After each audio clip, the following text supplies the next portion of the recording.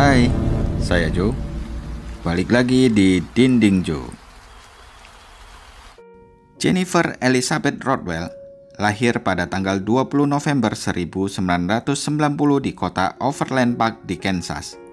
Kota ini adalah kota terpadat kedua di negara bagian Amerika Serikat.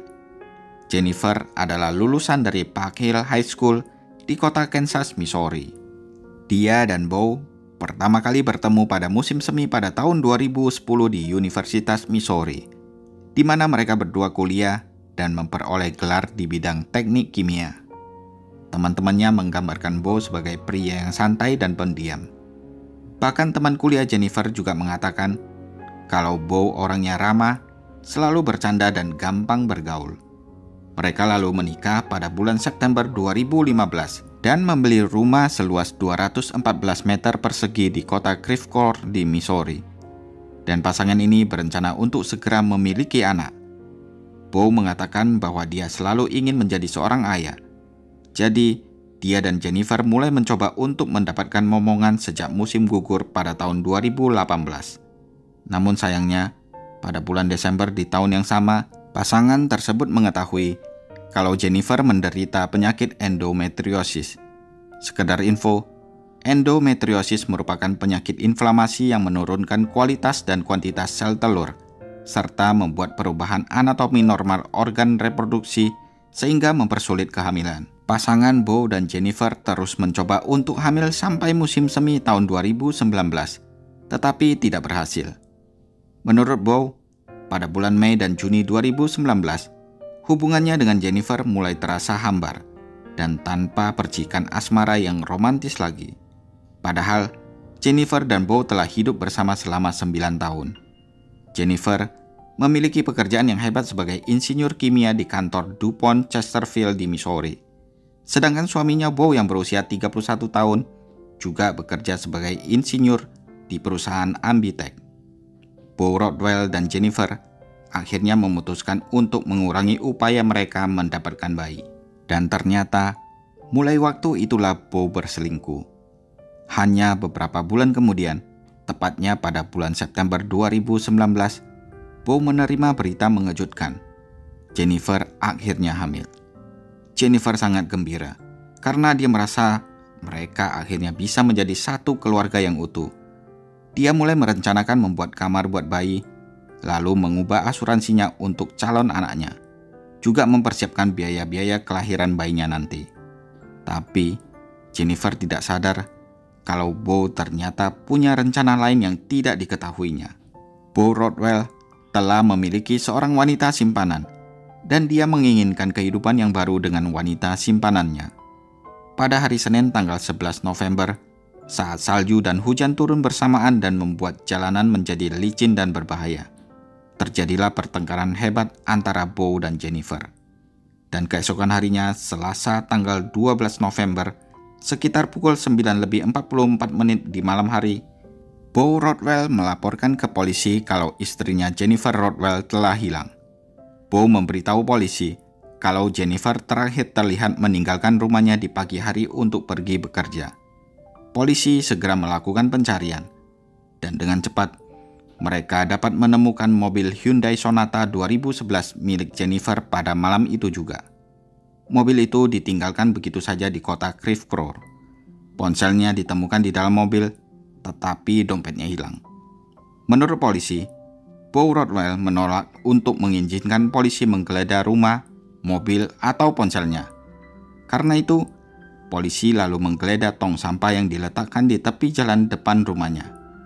Dan disitulah polisi menemukan berbagai macam pembersih, termasuk sarung tangan karet dan paper towel. Di sana juga ada bon tanda terima yang menunjukkan kalau barang-barang pembersih itu telah dibeli dari toko sehari sebelumnya. Polisi memberitahu Bo bahwa mereka akan kembali lagi dengan membawa surat perintah penggeledahan. Pada hari Rabu tanggal 13 November, polisi memperoleh surat perintah penggeledahan untuk rumah Bo Rodwell. Polisi memasuki rumah itu dan menemukan karpet yang telah diberikan cairan pemutih dalam jumlah yang besar, yang digunakan Bo untuk mencoba menghilangkan bercak darah. Bo Rodwell menolak untuk menyerahkan sampel DNA-nya dan meminta untuk didampingi oleh pengacara. Bow kemudian ditahan selama 24 jam karena dicurigai telah merusak bukti fisik. Pada hari Kamis tanggal 14 November pukul 8:45 di pagi hari, Departemen Kepolisian Saint County mengumumkan kalau kematian Jennifer Rodwell merupakan kasus pembunuhan. Dan sore harinya, Bow Rodwell didakwa atas tuduhan merusak bukti setelah muncul video yang menunjukkan kalau Bow sedang membeli sarung tangan, pembersih karpet, dan pemutih pada malam sebelum Jennifer dilaporkan hilang. Semua itu dilakukan Bow untuk menghancurkan atau menghilangkan bukti fisik agar polisi tidak mencurigainya atas pembunuhan Jennifer. A lot happening here tonight. We are at the media staging area. We know that the St. Louis County Chief of Police is standing right behind me. We also have the county prosecutor here. And just minutes ago, we got new information from police. They're telling us Bo Rothwell and his attorney approached police this afternoon and said Bo wanted to cooperate. I want to show you some new video of this search effort again. A massive search right now happening along the side of Highway 61 in Troy. Police say Bo told them to search for her remains in this area along Highway 61, and it's just off the road. And just for reference, this is about 50 minutes from the couple's West County home where police found Jennifer's blood stained in the carpet last week. Now, this area police are searching is pretty sizable, and they're saying with it being dark and drizzling, it certainly makes it tough. Bo's attorney told me Bo is cooperating, and he, quote, hopes and expects police to find her body tonight. Now, there's been a lot of rumors on social media. You may have heard them about Bo supposedly going with police today, showing him this area in Troy, and then him escaping. Well, the chief tonight telling me none of that is true. Bo ditahan dengan jaminan sebesar 100.000 US dollar atau sekitar 1,5 miliar rupiah. Pada hari Jumat tanggal 15 November, Bo Rodwell tampil pertama kali di depan hakim atas tuduhan perusakan barang bukti. Hakim Jason Dodson meningkatkan uang jaminannya menjadi sebesar 500.000 US dollar atau sekitar 7,5 miliar rupiah dan harus dibayar dengan tunai, serta menambahkan persyaratan seperti penyerahan paspornya Bo dan tidak boleh ada kontak dengan keluarga istrinya. Tidak lama setelah penampilan Bo di pengadilan pertamanya, kantor Kejaksaan St. Louis County mengumumkan tuduhan tambahan, yaitu pembunuhan tingkat 2. Pada hari Senin tanggal 18 November, sekitar pukul 11:30 malam, kepolisian St. Louis County mengumumkan adanya penemuan jenazah di 61 Highway dekat Troy, Missouri, yang berjarak hampir sejauh 45 mil dari rumahnya Bo. Dan pada hari Selasa tanggal 20 November jam 9 pagi, polisi mengumumkan bahwa jenazah itu adalah Jennifer Rodwell, di mana hari itu seharusnya akan menjadi hari ulang tahunnya yang ke-29. Sementara itu, dakwaan atas Bo Rodwell berubah menjadi pembunuhan tingkat pertama. Tom Smith, jaksa wilayah St. Louis, mengungkapkan di pengadilan bahwa Bo Rodwell sempat membuat daftar pro dan kontra tentang rencananya untuk hidup bersama dengan selingkuhannya pada bulan Juni 2019. Bo menulisnya di buku catatan kerjanya jauh sebelum pembunuhan Jennifer. Dia menulis kehidupan seks yang lebih baik. Dia akan lebih dihormati, mendapat kehidupan yang baru, semuanya ditulis di kolom pro. Sedangkan di bawah kolom kontra, Bo menulis separuh dari aset atau uang hilang, kepercayaan akan tercemari, keluarga akan kecewa, dan pembagian hak asuh anaknya. Rothwell wrote it on a work notebook dated 5 months before the murder. Pluses indicating the pros like better sex life, more respect, fresh start. Then he wrote, is the cost too high? Under cons indicated by a minus sign, half my assets, money. Trust is shaken, tainted. My family disappointment. And take on her kid with his probs. Dia juga sempat membrowsing di internet tentang apa yang harus kamu lakukan apabila kamu marah setelah mengetahui istrimu hamil. Dari sini menunjukkan kalau Bob itu sebenarnya telah kecewa dengan pernikahannya dengan Jennifer selama ini, dan dia menyimpan rahasia itu dari Jennifer.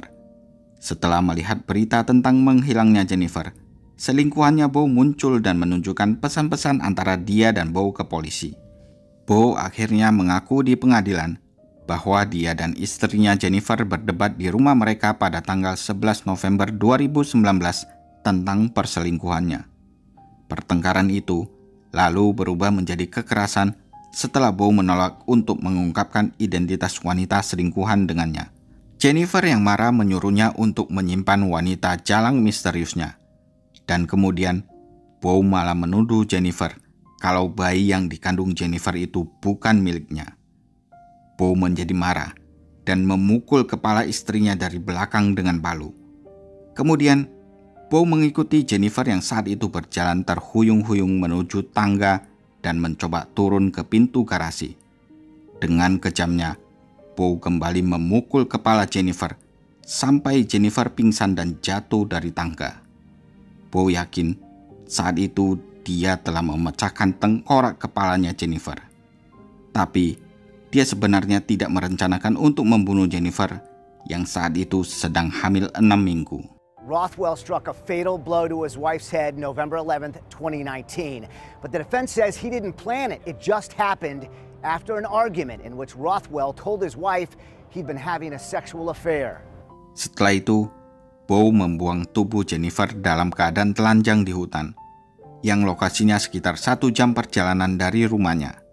Lalu, dia membersihkan rumah dengan pemutih dan membuang semua bukti kejahatannya di tempat sampah dekat jalan tol.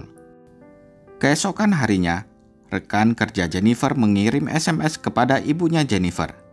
"Hai, bagaimana kabar Jennifer? Dia tidak masuk kerja hari ini."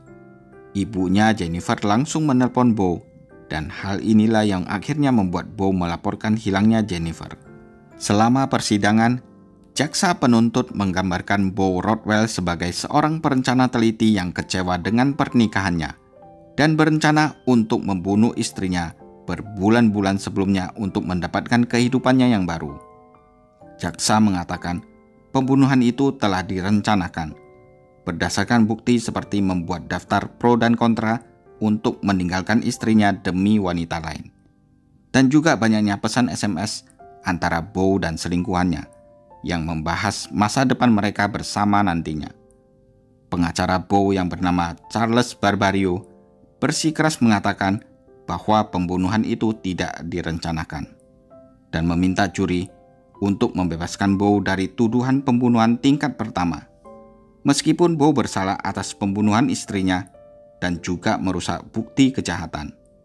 Pengacaranya juga mengatakan kalau kejahatan itu muncul secara spontan. Tidak ada bukti bahwa Bo pernah ingin membunuh istrinya. Bo Rothwell mengaku tidak bersalah atas pembunuhan Jennifer dan berharap mendapatkan hukuman atas pelanggaran pembunuhan yang lebih ringan.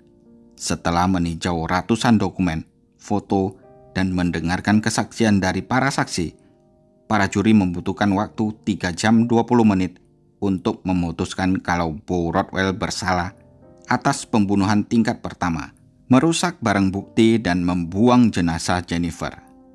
Mendengar keputusan pengadilan, keluarga dan teman-teman Jennifer menghela nafas lega dan menangis terharu. Meskipun sebenarnya ini tetap menyakitkan karena mereka harus kehilangan Jennifer. Bo Rothwell akhirnya mendapatkan hukuman penjara seumur hidup tanpa adanya kemungkinan pembebasan bersyarat. Bo akhirnya memang mendapatkan kehidupan yang baru, tapi bukan seperti apa yang diinginkannya. Kehidupannya akan berubah dengan tinggal di balik jeruji besi. Oh ya, asal kalian tahu, bayi yang dikandung oleh Jennifer sewaktu dilakukan tes ternyata memang benar adalah darah dagingnya Bo Rothwell. Seperti kata pepatah, ada 3 hal yang tidak dapat disembunyikan untuk waktu yang lama, yaitu matahari, bulan, dan kebenaran. Nah, gimana menurut kalian? Tulis di kolom komentar ya.